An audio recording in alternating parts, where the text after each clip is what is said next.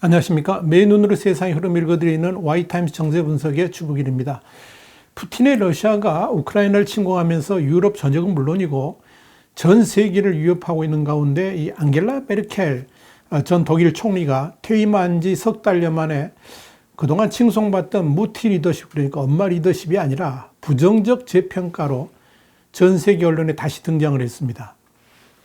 핵심은 이 메르켈 전 총리가 재임 당시에 추진했던 강력한 탈원전 정책의 여파로 유럽 최대 경제대국이죠. 이 독일의 러시아산 에너지 의존도가 높아지면서 이 러시아의 만용을 자초했다. 푸틴의 만용을 자초했다는 겁니다.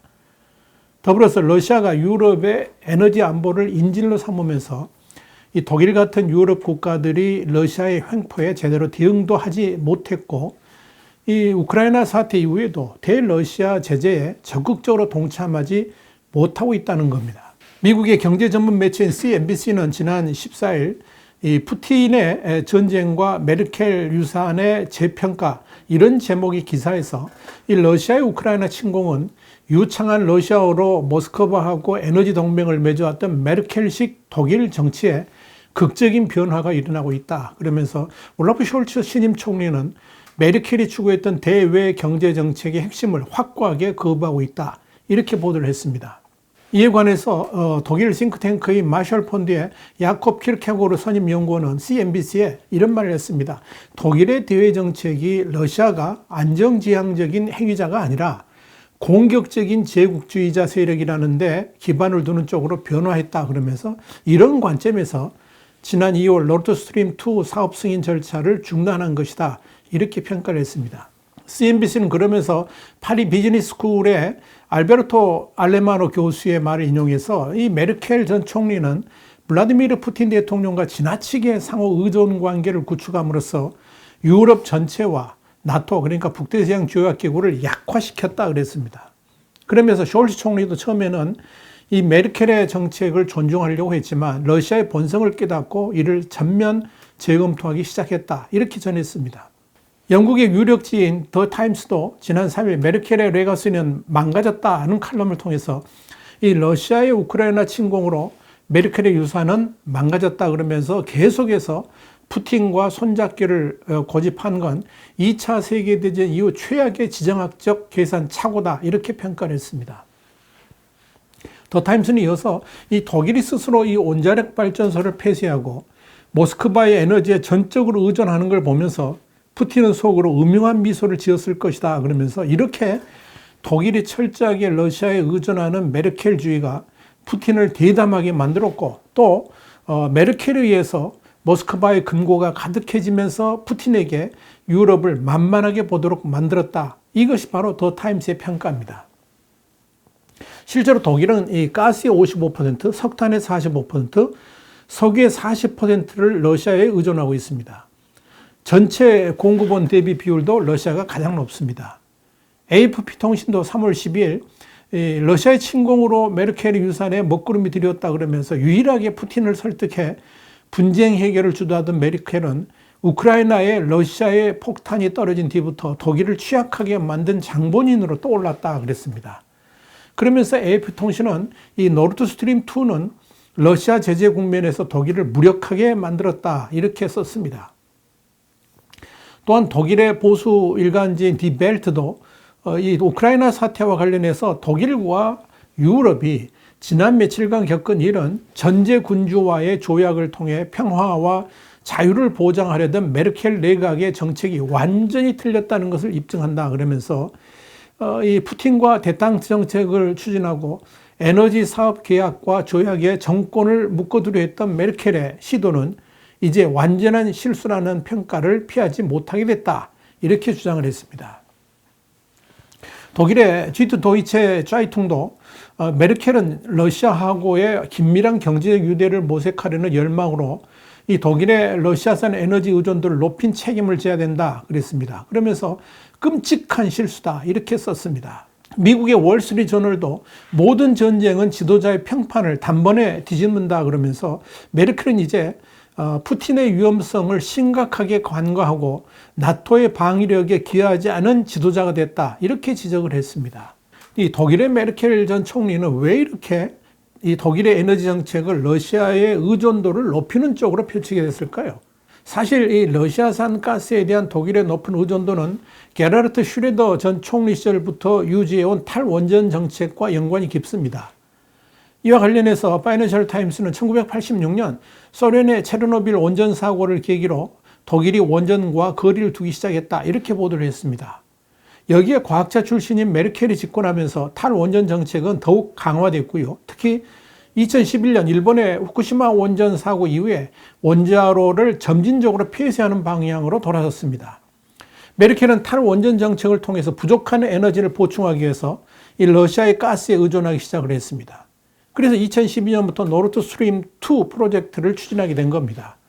당장 원자로를 폐쇄하니까 전기료가 급등을 했고 또 석탄 사용과 탄소 배출량도 늘어났기 때문에 그런 거죠. 그리고 발트해를 통해서 러시아 북부와 독일을 연결하는 1230km의 해저 가스관인 노르드 스트림 2는 건설 과정에서부터 미국이 강력하게 반대를 했습니다. 러시아가 이걸 발판으로 해가지고 유럽의 에너지 시장에서 영향력을 확대할 것이다, 이런 우려를 했기 때문입니다. 그러나 미국의 그런 반대도 불구하고 메르켈 당시 총리는 가스관 사업하고 정치적 문제는 별개다, 이렇게 맞섰습니다. 더불어 러시아는 이미 유럽 사회의 일원이 되었고 혹시 문제가 생기더라도 독일이 얼마든지 제어할 수 있을 것이다, 이렇게 장담을 했습니다.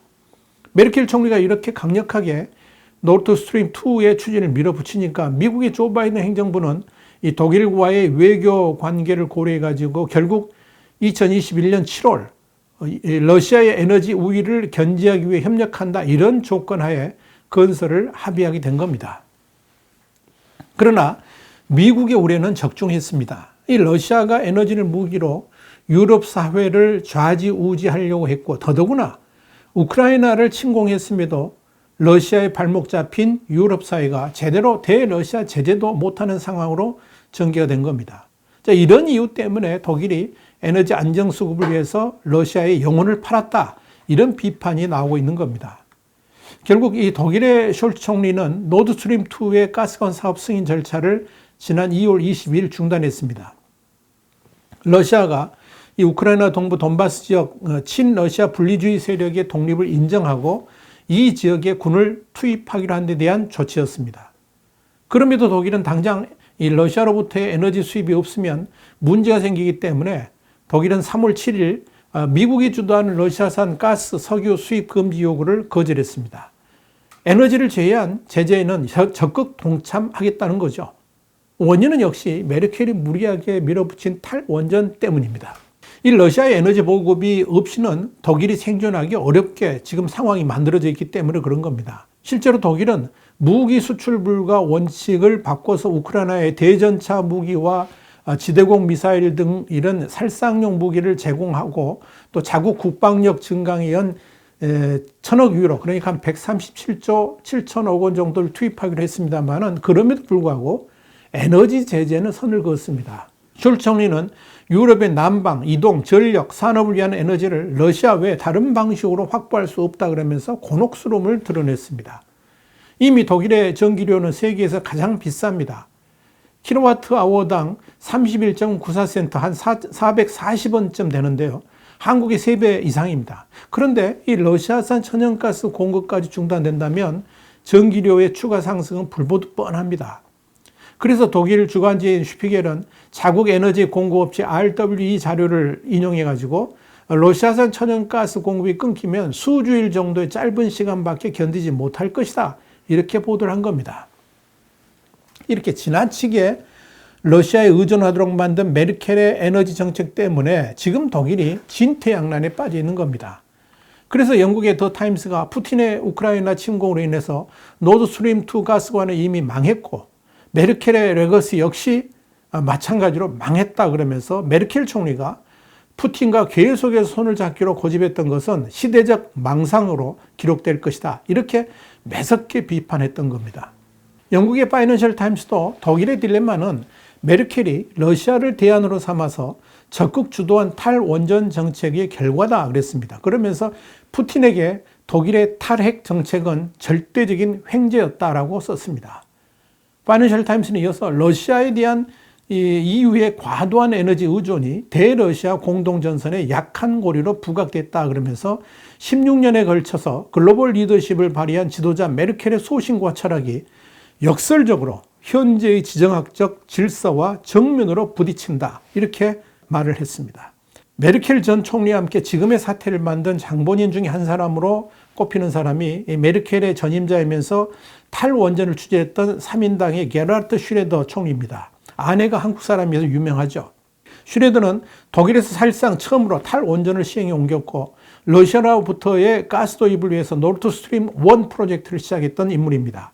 그런데 이번 러시아의 우크라이나 침공으로 인해서 슈레더의 행태는 가혹한 비판 대상으로 떠올랐습니다. 우선 그가 우크라이나 사태에도 불구하고 러시아 국영 가스 회사인 가스프롬의 이사직을 내려놓지 않고 있는 데다가 또 다른 러시아 국영 석유 기업인 로스네프트의 이사장직도 그대로 유지하고 있다는 점입니다. 이 중 로스네프트는 노드스트림 2 가스관을 건설한 회사이기도 하고 미국의 대러 제재 명단에 오른 기업이기도 합니다. 그런데도 슈레더는 지난 2월 24일 필요한 제재는 취하되겠지만 유럽과 러시아를 이어온 유대가 끊어져서는 안 된다. 그러면서 러시아를 일부 옹호하고 있고 3월 10일에는 모스크바를 방문해가지고 푸틴과 만나서 종전을 위한 중재에 나섰다. 이렇게 독일 주간지 벨트 암촌닥이 전하기도 했습니다. 이 러시아와 굳건한 유대를 가지고 있는 권력자의 추한 모습을 목도하면서 이 권력자의 타락이 지금 유럽 사회를 이렇게 어려운 상황으로 몰고 가고 있다. 이렇게 보시면 될 겁니다. 여러분, 보리스 존슨 영국 총리는 15일 텔레그래프 기고문에서 이런 말을 했습니다.